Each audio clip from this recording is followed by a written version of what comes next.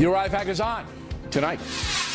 I did something yesterday in Philadelphia I almost want to apologize for. President Clinton backing off his correct assessment of black crime in America. Was he pressured by his own party to do that? This is a crooked system, folks. I've won twice as much as Cruz. I've won millions and millions of votes more. Donald Trump returns to the no-spin zone. Does he have a plan to bring down his unfavorable ratings? And what does he think of the stepped-up media attacks on him? What kind of things were they saying to you? A pretty typical one was just F you. I was called a lot. Wow. I was called a whore. Also ahead, Jesse Waters investigating American teachers confronted by unruly and sometimes violent students. In a couple of schools that I was in, no, I felt no safety. Caution. You are about to enter the no-spin zone. The Factor begins right now.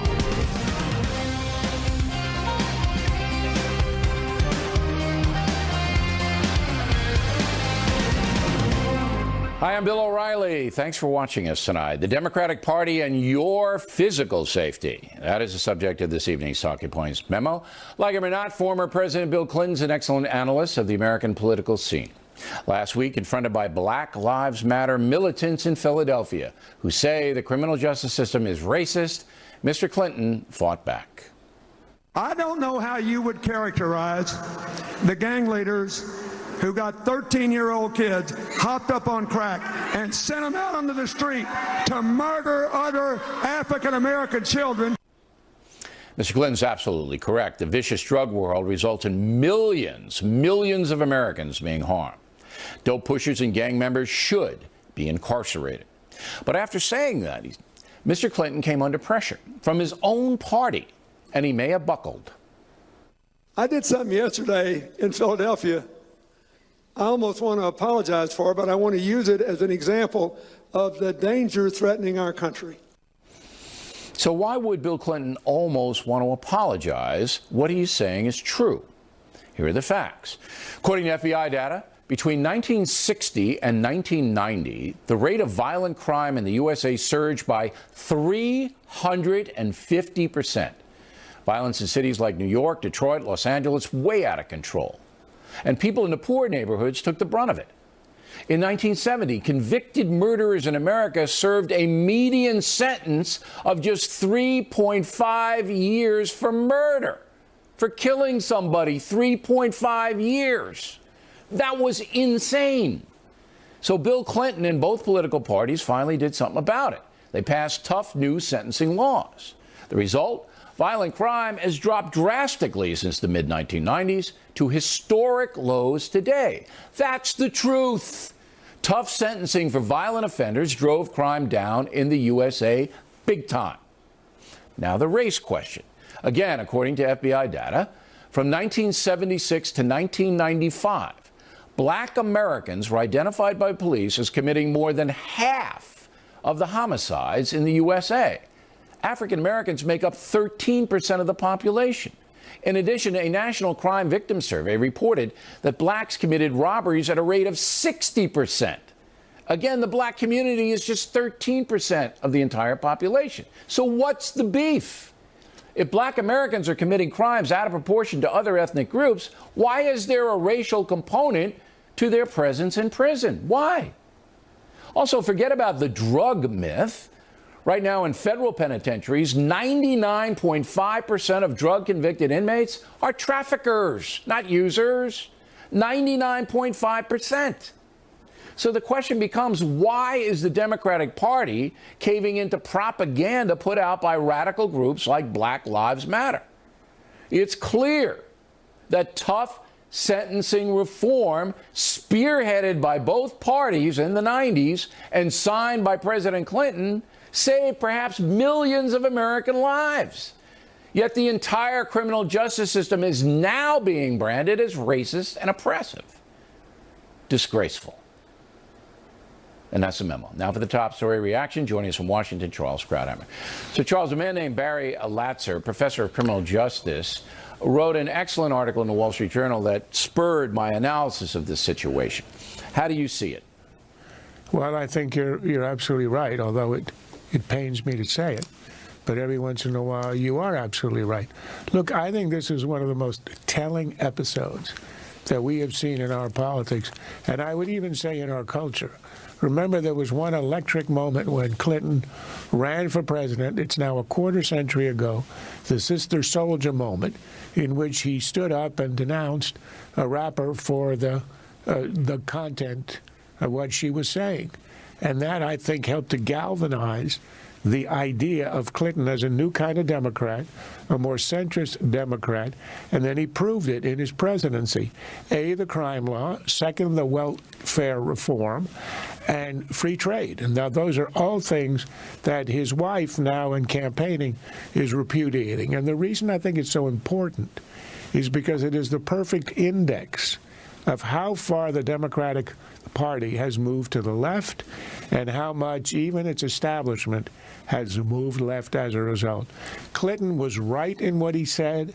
The drug law, which was supported by tremendous numbers of African-American leaders, including Jim Clyburn, the dean of the African-American representation in Congress, he supported it.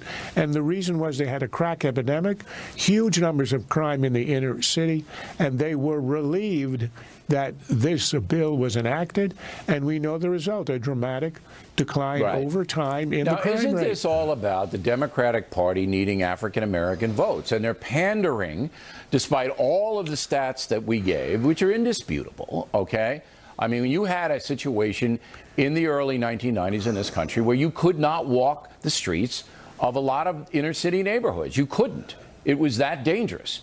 Now, all of that has evaporated because they cracked down on these perpetrators. Yet now, the African-American community votes block, and the Democrats need that, so they're just saying, okay, we'll give it all up. Last word. Well, the terrible irony is that the people who benefited the most from the crackdown were African Americans, because this was happening in their communities, and thousands of African American lives were destroyed, had been destroyed before, were saved as a result. And Bill Clinton was right to say, if Black Lives Matter, then how come you are not celebrating the fact that so many lives were saved? But it's now this ideology, everything is racism. It isn't, because we know that African-American leaders supported the crackdown in the 90s. It's all ideology, and it has gone far, far left. That's right. Radicals rule. Charles, thank you as always. Next on the Rundown, Donald Trump returning to the No Spin Zone and talk about popularity and how the media is treating him. The latest water on American teachers confronting violent students. Up ahead. And in the Impact segment tonight, winning over the voters, both Donald Trump and Hillary Clinton, who lead their respective parties in the primary voting, have very high unfavorable ratings, according to all the polls. Mrs. Clinton in the mid-50s, Mr. Trump in the mid-60s. So how will the candidates turn that around? Joining us now from his New York City headquarters is Mr. Trump.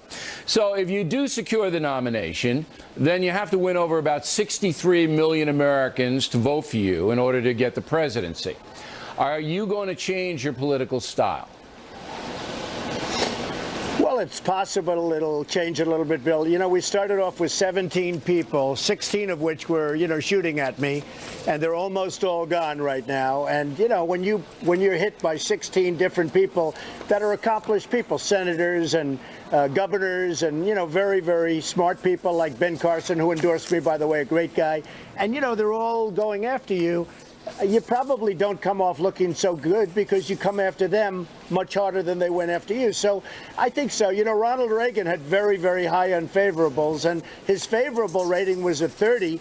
And Jimmy Carter was, I think, 19 points or 20 points ahead of him, and he ended up winning by 6 points. So I think it's going to be very similar. Right, I think once we get going and can focus on Hillary. I think we're going to do great. You know from reading Killing Reagan that he and you were not in the same universe as far as personality is concerned. Ronald Reagan was probably the least confrontational guy in the country. You're a very confrontational guy.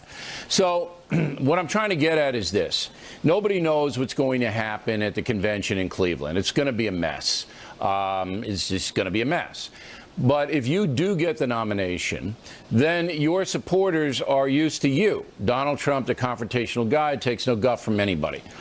In order to get those unfavorable down, you're going to have to be the softer, kinder Trump. I don't know if you can do that. I don't know if you can. Well, I think I am a softer kind of person, if you want to know the truth, Bill. Again, I've been, this has been a very strong competition.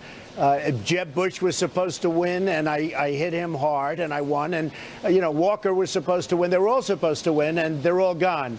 And, to be honest, I think I will get along with people, and I think I'll be a unifier, including for the party. And we hope to get there sometime prior to the convention so that the convention can actually be a unification that project, would be the hope, but it's going to be very difficult well, the to do that. Republicans need that. Well, I'm leaving right now, Bill. I'm leaving for Albany right after this, and we have 20,000 people in Albany. Yesterday, we had 17,000 people I think you'll in win Rochester, New New York. And I think you'll win New York pretty we're doing handily. well. But then you got to go out west again. It's a tougher territory for you out there. Now, the minority. Let's talk about the minorities. I defended you against Tavis Smiley last week, and I did it because I know you better than Tavis Smiley knows you. I don't even know if you know him. He doesn't know me at all. All right, okay. But Smiley I never met him. Smiley brought in the fact that you were this racial arsonist. That's what he used. And I said, hey, look, I known the guy for 30 years, and I've never seen any of that, and you got to give me an example. And he really couldn't. But that's the perception in the African-American precincts, that you're a racial guy, you don't like them. Is there a strategy that you have or your staff has to negate that? Well, I don't think it is the perception, actually, Bill. I have tremendous numbers of African Americans that work for me. I'm going to bring jobs back to the country. I don't think it's the perception at all. I just don't. I think we're going to do fantastic with African Americans what's your message and to with them, Hispanics. Then? What's your message to African Americans? My message is I'm going to bring jobs back, Bill. Jobs. My message is I'm bringing jobs back to the country, and they're going to have jobs because right now we don't have jobs. China has the jobs. Mexico has the jobs. Japan has the jobs. Everybody has the jobs. We don't have the jobs. The jobs have been taken out of the United States like we're a bunch of babies. Okay, like so it's an economic play. Baby. But what about the grievance industry? Run by your friend Al Sharpton, where, not only do you have to bring prosperity to all Americans, not just blacks, but we owe them. We owe the African Americans because of the historical atrocities that they've had to live through, their families, their ancestors. Well, how are you going to deal with that? Well, I think we're going to do fine. Again, I think that. But what are you going to tell them when that comes up? And you're going to start to see it. I'm telling you, it's an economic message. If you look at President Obama, he's been a president for almost 8 years. It will be 8 years. You have with black youth, with African American youth, you have a 59% unemployment. With people of prime age, it's much higher. But how are you going to get jobs for them? Many of them are ill-educated and have tattoos on their foreheads, and how are you going to? And I hate to be generalized about it, but it's true. If you look at all the educational statistics, how are you going to give jobs to people who aren't qualified for jobs? We're going to bring jobs back. We're going to have Apple computers made in this country, not just. We're but going you have to have skills to make Apple computers, yeah. And the educational systems. What? We will get the skills and we'll develop the skills. We have an incredible population and they don't have the jobs. Our good jobs are going to China. They're going to Mexico every day. But it's more challenging. Carrier, well, wait a minute. Carrier and Nabisco and Ford and every company you can name, they're building in Mexico. They're not here because we have politicians that don't know what they're doing. But it's more challenging in the African American industry. Look, when we drive up to Yankee Stadium, we go through Harlem. All right, it's more challenging for a poor child in Harlem without parental guidance in a school that's fallen apart than it is for some white kid out in Garden City. All right, and you say you can bring jobs back, but how, if the kid isn't qualified to do the job and can't do the work, I mean, you got to get into the infrastructure of the African American community. You have any plan to do that? Well, it is true, and it's about education, but it's also about spirit. A lot of people don't have spirit, not only African Americans. They don't have spirit in our country. I mean, I can tell you plenty of white people that go to college, they borrow a lot of money, they get out, they can't get a job. The single biggest question I get are from young kids that are in colleges, because I see them all over, and they want to talk to me. And I say, what is it? And I say, before you even talk, I'll tell you, you borrowed up to the hilt, and now you've graduated, you've done well in college, you can't get a job. They said, Mr. Trump, how did you know? It's a real problem that we have in this country. We don't have jobs anymore. Our manufacturing is going to be gone if we keep it up. I mean, look at the numbers. Look at the recent numbers of manufacturing in the United States. It's going to be gone. No, it's all And the other going to thing, the Bill, is service we and need high spirit. tech. Okay. All right, I'm going to hold you We over. don't have spirit in this country. I want you to react to the media. You know what happened to the Boston Globe. We'll discuss that, and we appreciate you coming on. And later, America's teachers under siege from out-of-control students. Jesse Waters with a special investigation upcoming. Did you know Donald Trump was in Manhattan this evening? So the Boston Globe did a lampoon yesterday on what it might look like to cover you as president. It was pretty nasty. Are you used to this stuff yet? Are you getting numb to this? Well, I've become numb. If you're a conservative, a Republican, the press is just brutal. I mean, it is brutal. And here's a paper that, by the way, sold for $1. It's worthless. It's a worthless paper. And they did, I don't know if it was an April Fool or what, but they did this edition where everything's about Trump. And, I mean, what kind of stuff is that? Hey, look, we need borders. Everything they said there is practically the opposite. We need jobs. We need somebody that knows what he's doing on trade, and nobody can do what I can do. I will make our bad trade deals so good, so fast. We're going to renegotiate those deals. But they talk about that. They talk about the wall. We need the wall. Drugs are pouring into our country. We have incredible people on that border, the Border Patrol. They've endorsed me, by the way. 16,500 people just endorsed me. They've never endorsed a presidential candidate before. First time. And they just endorsed me. We've got to stop what's happening at the border. And they talk about it like it's some kind of a joke. Yeah, the Boston I mean, they don't Globe believe is a that you're going worthless to be piece able. of paper. The media in general does not believe you're going to be able to deliver on your promise to have Mexico pay for the wall. They don't believe that. And So then they easy. believe that Bill, if so a easy. trade war starts, if you stop remunerations going back and all of that, that because Mexico's our third largest trade partner, it's going to be chaos economic. That's all speculation. But what isn't speculation? Bill, one thing I'd like to respond to that, Sure, though. sure. If a trade war starts, a trade war is only going to start unless they start treating us properly. They are treating us like a bunch of dummies in the United States. They're taking our jobs. They're taking our money. They're devaluing their currencies. You look at what China's doing with the currency in Japan. They're devaluing their currencies, and they're just killing us. Okay, now, but they don't I don't think believe we're going that to have a you trade can war, solve but somebody's this got to problem. talk to them. Look, people. I think I can absolutely Your supporters solve the believe problem. you can. The media believes you can't.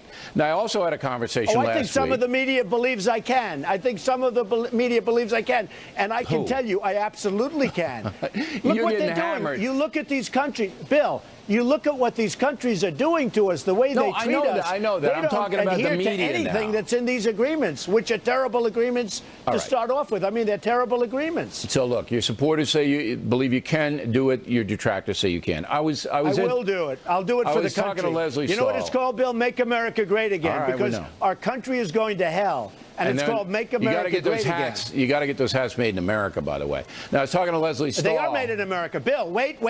They are made in California. Okay. Now, I know this. They're copied all over the place, but they are made in America. Believe me, the first thing I said when I did the hats, I said, you better Make make them sure in they're made in America. America. They're That's made by, right. excuse me, Bill, they're made by a company in California, 100%. Now, I know they're copied all over the place, and I can't help that. But my hats are made in America. Good. Now, I got to ask you this question. It's a tough question, but it's true. I was at the CBS Morning News a few weeks ago, and they collectively, that program, they're appalled that you're leading in the Republican precincts. They think you're a vulgarian, that you're not, you don't have the class to run this country. You know that, the perception in a lot of network places. Does that bother you? Well, I don't know that's the perception. I went to the Wharton School of Finance. I was a very smart person and student and all of that, and hopefully am. And frankly, CBS morning show with Charlie Rose and all of them, They beg me to go on the show all the Sure, time. because in fact, you deliver I was on the high show ratings. like a month ago. You deliver high They begged me to ratings. go on the show. Yeah. So I don't think the vulgarian is the right word. Perhaps they don't like me. They don't like my policies. No, they don't like my think you're stance on too trade. in your face. You know the New York term in your face? That's what they think. You know, I'll tell you what. They certainly want me on their show because they beg, okay? Yeah, because they beg that I you go on bring their show. high ratings. Everybody knows you bring high ratings. Whatever That's it is. why. I bring a lot of voters also. I mean, I bring a lot of people that want to see our country turn around. Right, to when I see mention what you have NAFTA to say. as an example. But do you, you one look more at question. NAFTA, you look at what happened Let to me our get country. one more or you look at question in. NATO, the way we're spending. Bill, you look at NATO, the way we're spending so All right. much money, and we're benefiting all these other countries. We're like, Bill, we need a change. We need a change fast, or we're That's not for going to have a sure. country left. Believe I got me. one more question I have to ask you. Don't you understand, or do you? Maybe I'm wrong, because I don't hang with these people. But the precincts, the elite precincts in the media, you know, and they just don't think that you have the style to run the country. Don't you feel that when you deal with them? Don't you feel that condescension? No, I don't You feel don't? that. I feel that they disagree with my policies because they want to have open borders. They don't mind that people are taking advantage so of it's the a country. liberal conservative They don't mind thing? that free trade is stupid trade. Okay. No, I think they like my style. I think they really wish they had my style, if you want to know the truth. That's why most of those people, that's why most of those people are dying on television. So I really think that, but they don't like open borders, and they don't like good trade deals because they think it's a bad thing, which is, you know, I look at it differently. I look at America first. You America might be right first. about Make that. America great again. I just have to ask the questions. And we always appreciate you coming on. I hope you'll, you know, check in with us as much as you can. You're very provocative. There's no doubt about it. Thank you, Donald. Plenty more ahead as the Factor moves along this evening. Do black and white Americans really have a dislike toward each other? Take a hard look at that question off a new program about Jackie Robinson. Then Waters talking to teachers under siege. Did you ever feel unsafe in the classroom? all the time. All the time. My desk always sat by the door so that I can escape. We hope you stay tuned for those reports. UM Zone segment tonight, lots of speculation about the Republican convention, which will be held in Cleveland this coming July. If Donald Trump does not have enough delegates to win outright, it would be an open convention because Ted Cruz and John Kasich cannot possibly meet the delegate count. Joining us now from Boca Grande, Florida, Britt Hume. So I think, first of all, I want to talk about the Donald Trump interview. I didn't. The word vulgarian might be overstating it, and I might have made a mistake using that word. But when I'm in the precincts of the network news and then some of the elite commentators, even on this network, I just get the feeling that it's personal against Trump. Do you see that? Well, I think it's some of his personal characteristics that people find objectionable. They think he's, they think he's ignorant, and they think he's rude. And they think, and they also, I believe, think he's, temperamentally not suited for the job of president. And I think that's that All right, so characteristic you of it, feel the bluntness. You have perceived that too. See, but he's not ignorant. I mean, that's Trump's how a he's smart seen. guy. He's one of the smartest guys that I know. Yeah, but smart and ignorant. But Bill, smart and knowledgeable are different. You can be very smart. Yeah, and but still ignorant is the word that you threw out there. He's certainly not that. Now, knowledgeable in a frame of reference about certain things, okay, but that can be learned. But Trump's a smart guy. He's shrewd. Look, I think both you and I agree that to do what he has done, to come out of nowhere from a background of being a builder and a television personality, to become this close to being the Republican nominee for president is an extraordinary achievement. Wouldn't you agree? I do agree, and I think it's, it is the biggest political story of our time, perhaps by far. And he has done this, I think, Bill, on two ways. One was first of all, he had name recognition that no other candidate could equal, except for possibly Hillary Clinton. And secondly, he read the electorate very shrewdly. And thirdly, he had tremendous force of personality and a message, or at least a style, that was tailored to the mood in the Republican Party. And you put those three things together, and he has nearly run away with this, though at the moment he might not quite make it to the convention. Yeah, I mean, and it's win on going to the be, first ballot, and which let's has go to raised the all kinds of convention. But possibilities. I want all the viewers to know that I'm trying to be fair to all the candidates.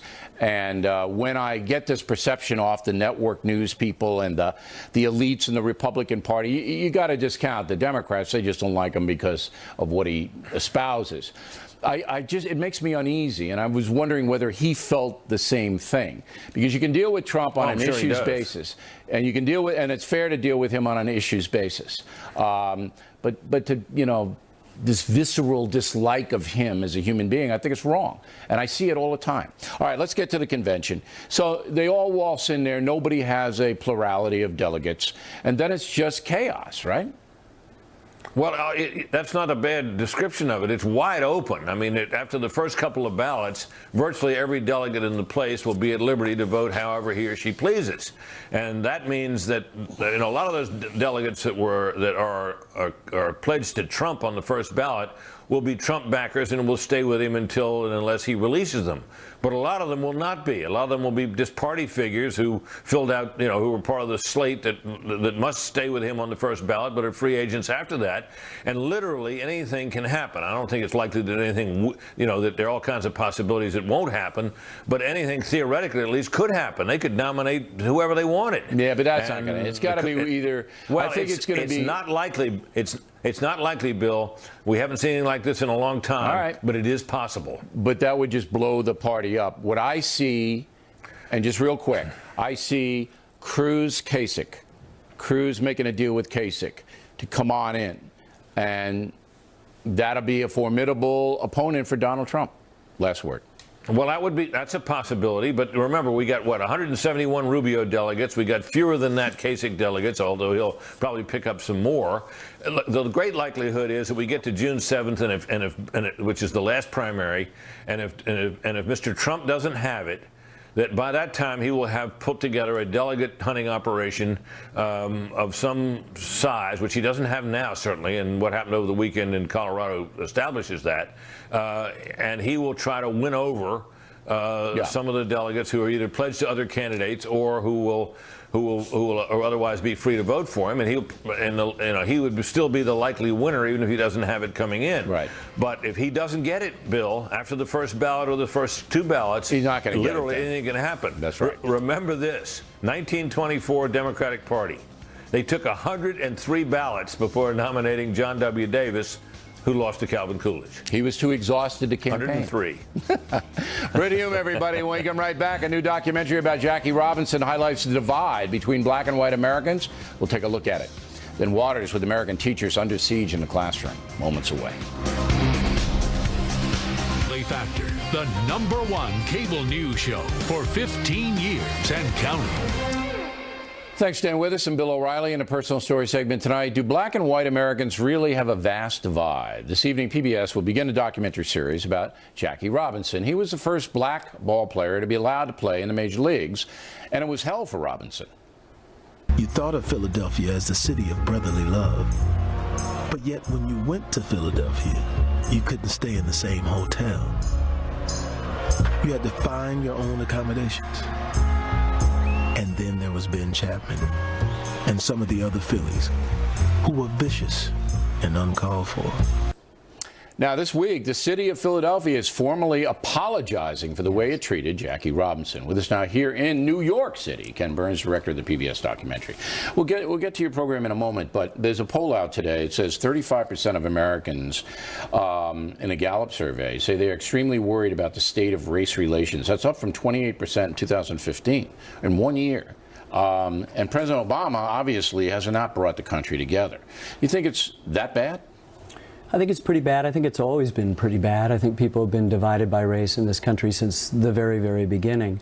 You know, we'd like to think that our better angels are called at every occasion, and often they are. Remember when the president sang at the Charleston Memorial, Amazing Grace, that was written by an ex-slaver who had gone blind. We think of that, but also some of these old guilts also metastasize into anger and distrust of other people, and I think that's sort of come to the fore recently. family. I think, you know. Yeah, see, I don't see that in my world, and my world is a fairly expansive one. I don't know any racists. I don't know anybody on either black or white people who don't like our staff here is integrated, and my assistant is black. She's been with me 25 years. I just never see this. I'm around in the country too, and I don't think it's as big as the media plays it up, but I know I get a lot of hate mail from people who call me an N-word lover and But other isn't things. that a very small sliver of craziness? I don't think so always. Yes, I think it probably is. The majority of Americans are not they're for not that way. They are not that way, and I trust them, and that's who I make my films for. It's not a blue state audience or a red state audience. It's a purple audience, and I think that's what Jackie Robinson was about too, appealing to the better angels of our nature. Well, I think Robinson got caught by surprise. I know a lot about him. I'm a big sports guy. I actually went to Ebbets Field while he was playing as a 4-year-old. I think Robinson was caught by surprise in the vitriol that he had to face. I think he's a true hero for, you know, conducting himself in a tremendously dignified manner. What was the most important, or the most startling thing you learned in researching this? Well, I think I disagree with you. First, from a very early kid, he was faced with discrimination in America, people burning crosses on his lawn in Pasadena, California, the neighbors throwing rocks at him and things like that. And so I think he was prepared for it. He was the best person that Branch Rickey could pick because he was willing for those 3 years to turn the other cheek. And at that point, he was, in quotes, a good Negro. But when he no longer had to do that, the same press that had, you know, treated him with, you know, great kindness suddenly turned on him and said, oh, he's uppity.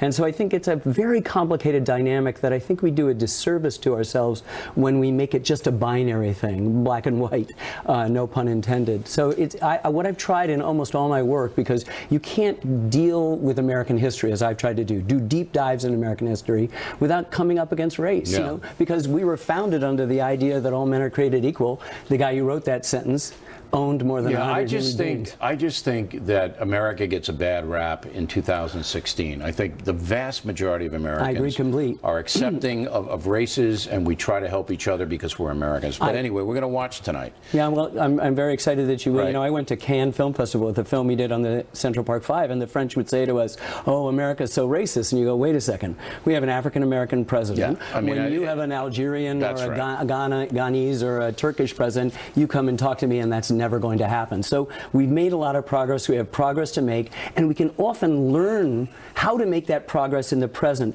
by taking the example of people in the past, as you know as well as I do, and to appeal to our better angels. I love Jackie Robinson. I think he's a true hero, and we'll be watching tonight. Ken, thanks for coming in. Thank you, Bill.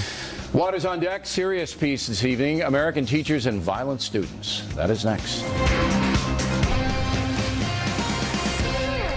I'm back in the book segment tonight. Waters World. A video has surfaced in Beaumont, Texas, showing a high school teacher hitting a student. But first you're stopping them from graduating, you idiot. Why you did that? Really, you did that? Now, that teacher, Mary Hastings, has been suspended and charged with misdemeanor assault. And all over the country, teachers are being confronted with students who may or may not overstep boundaries. That may not be the case with Ms. Hastings. We're not going to try it here. But student violence, certainly an epidemic. We sent Waters out to get the story. A Dallas Skyline High School teacher was attacked in class. The 17-year-old Spring Hill student is facing felony charges for attacking a teacher in the middle of class. The confrontation that ends with a teacher on the ground. How have you seen kids in the classroom change over the course of time? In the beginning, the children were as I was raised, where everyone was obedient, they listened to their adults, but as time went on, the parents became younger parents, and so their teaching skills were a little different, and so the children became more aggressive. Were you disrespected in the classroom? Yes, definitely. What did that behavior look like? Anything from being sworn at to having things thrown at you. I was called a lot. Wow. I was called a I was called a I was called a many in multiple languages. I've had fights erupt in class. I've had fights spill into my classroom from outside the classroom.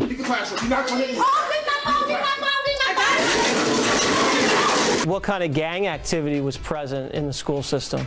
I worked at one school where the entire school was one gang or the other. So when one got into a fight, the entire school emptied out to fight the other gang. I was running a basketball practice with another coach one time, and we got shot at. And, you know, we just had to, like, duck and run. We got shot at, yeah.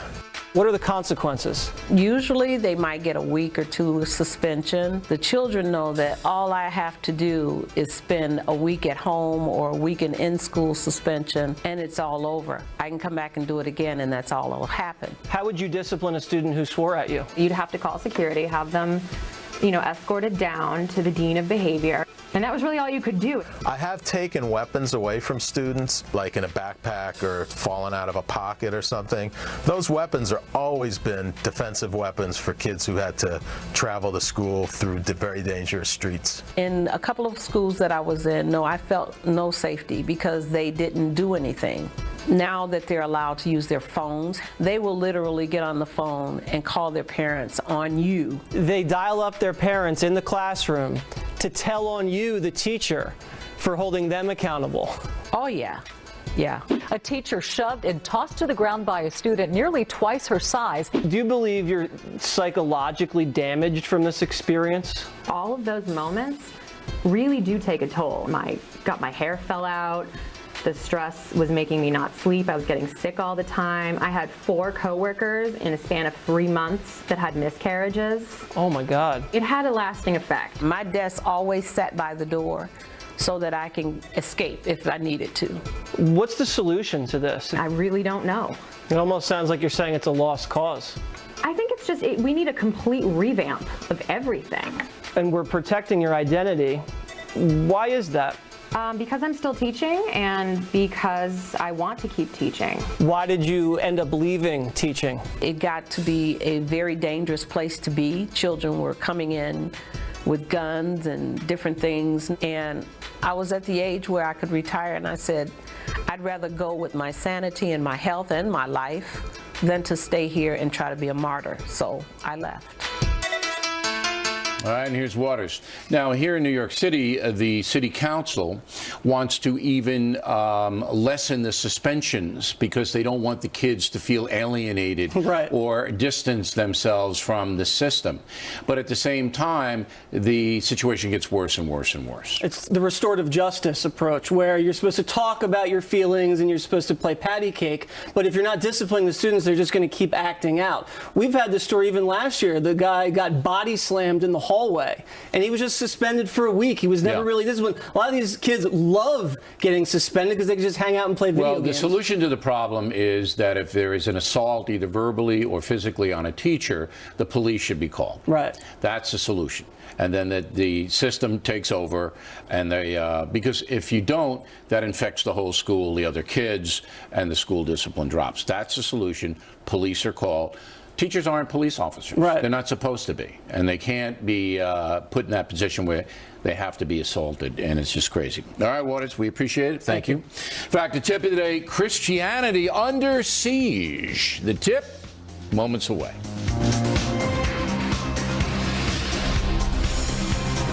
In fact, the tip of the day, Christianity getting hammered in some places in a moment. But first, I received a letter from Gary King, who lives in Rogersville, Tennessee, asking if I would stop mentioning my books for 1 week. But if I did that, Gary, some great charities would lose donations because all the money I get from BillO'Reilly.com, including book sales, given away. Got it? So, Gary, if you buy a copy of Killing Reagan, huge bestseller, you get 50% off any other Killing book this week. Great deal, helps the poor and the afflicted. Hope you check it out. Now the mail. Marshall Feeney, St. Louis, Mr. O. One of your famous phrases is you don't justify bad behavior by pointing to other bad behavior, yet you do that in telling Senator Cruz that Donald Trump donated money to politicians to get things done in New York City. That's wrong and shouldn't be done. No justification on my part, Marshall. Senator Cruz believes Mr. Trump is a closet liberal because he gave money to Democrats. I simply am reporting that Trump did that for business, not ideological reasons. That's the truth, and that's my job, to illuminate the truth. You can decide the issue based on what happened. Jermaine Siri, Sacramento, California. O'Reilly, great interview with Cruz. Surely he knows that if you don't grease wheels in New York, you can't build anything. Diane Frazier. Danny Frazier, I should say. Sarah Land, Alabama. Mr. O, shame on you for not calling Geraldo out when he called Ted Cruz's New York comments anti-Semitic. Are you sure you're watching The Factor, Danny? Are you sure? Come on. The entire debate was me telling Geraldo he was full of it on the issue. Abraham Chamoy, Tokyo, Japan. Everybody knows Cruz is a great friend to Israel and to the Jewish community he serves in Texas. Pam Jackson, Payson, Arizona, who finds the movie clips in the Waters World segments. They are hilarious. That would be producer Rob Monaco. Catherine Carter, Reno, Nevada, just bought tickets to see O'Reilly and Miller here for Father's Day. Gift, my husband is thrilled with it. I told him to be grateful he's not getting another golf shirt. Yes, right on, Catherine. We'll see you guys September 23rd, Denver the next night, Saturday, September 24th, Atlanta, Biloxi, Mississippi, October, Fairfax, Virginia, May 7th. That's coming up. Mohegan Sun, Connecticut, June 18th, Father's Day weekend. Tickets make stupendous Father's Day gifts. Check the shows out on BillO'Reilly.com. Barbara Rosinski, Tacoma, Washington. When does the second season of Legends and Lies begin? Sunday, June 5th, Barbara. This season we focus on the Patriots who won freedom for America. You'll be surprised at what we found out. Following tonight, the factor tip of the day. All the polls say the same thing. The USA is losing its religion. Secular folks wielding more influence, the nation changing drastically because of that.